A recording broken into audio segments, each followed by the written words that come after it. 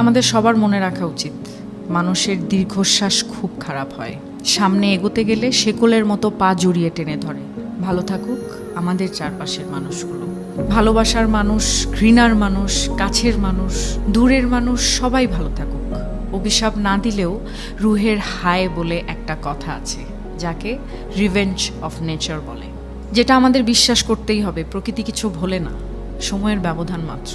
সময় মতো হয়তো আমরা বুঝে উঠতে পারি না ঠিক কোন কাজের শাস্তি পাচ্ছি। কাউকে কষ্ট দিয়ে, অপমান করে, কাউকে কাঁদিয়ে, কাউকে কথা দিয়ে বেমালুম ভুলে যাই আমরা। কিন্তু মনে রাখবেন, প্রকৃতি কখনো ভোলে না, প্রকৃতি ক্ষমা করে না।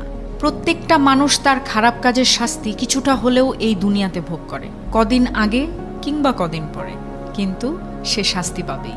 এমনকি এই মুহূর্তে আপনি যার সাথে ইচ্ছাকৃত অন্যায় করে নিজেকে জয়ী ভেবে বেশ ফুরফুরে মেজাজে আছেন, মনের আনন্দে ঘুরে বেড়াচ্ছেন, অপর পাশে সে হয়তো প্রতিবাদ করবে না, কিন্তু তার নীরবতা, কষ্ট থেকে আসা দীর্ঘশ্বাস আপনার সাথে বোঝাপড়াটা সঠিক সময়ে করে নেবে।